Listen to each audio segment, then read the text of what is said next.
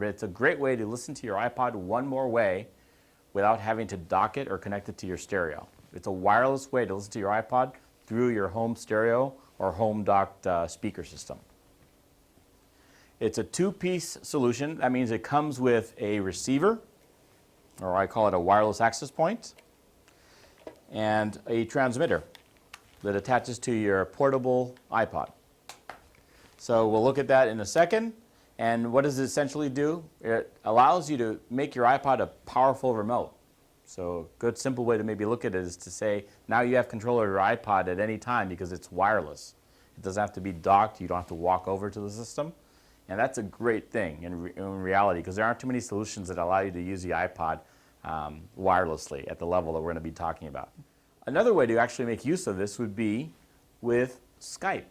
If you don't know what Skype is really a cool way that people use now to make long-distance phone calls. It's through the internet. You just need to sign up for a Skype account. It has a level of services like chat. But basically what it is making phone calls to people anywhere in the US, anywhere in the world, as long as they have a Skype account, for free. So I have friends and work colleagues that are in Holland, Argentina, it doesn't matter. Anywhere in the world, the other people have Skype accounts, we can talk to each other via the internet, and it's a free call. So what does that mean? I use my laptop for a lot of phone calls, especially during the weekdays when it's business calls, long distance calls. So now I don't have to be limited to listening to my Skype calls through my speakers built in here. I can actually now have my Bluetooth adapter added to my laptop, my home stereos within listening distance. I can make the call and hear the call through my home stereo. Much easier. It's like hearing your phone conversations through your car stereo.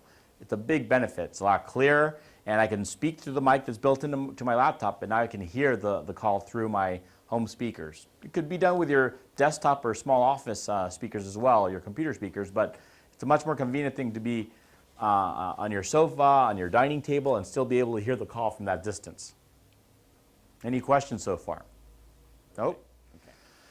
Another big advantage, you're not limited to cabling. A lot of us love these dock speaker systems that are out there. They're great. The sound is incredible. You guys are selling tons of those things. But we've got dock speakers. The reality is you're not always at the control of your iPod because you may not be that close to the dock speaker system. You can hear the great sound, but you can't always maybe skip a song that you don't like. Once again, the buzzword here would be powerful remote. Make it so that the customer understands that your iPod's now turned into a remote. You can now imagine taking that iPod out of the dock speaker system and being able to control which song you don't like, direct access to the song you want to hear, because it reminds you of whatever you're listening to on your iPod. Now, it's being heard through the same dock speaker system or your home stereo because of the fact that you've added an adapter to your iPod. So here's the solution. How does it work? Basically, it's a two-piece solution. There's the tune stage right there. It's a simple antenna. It comes with two cables, depending on what you're plugging it into.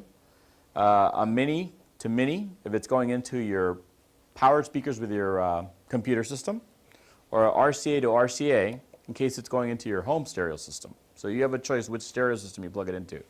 You have a power supply. All you have to do is plug it in.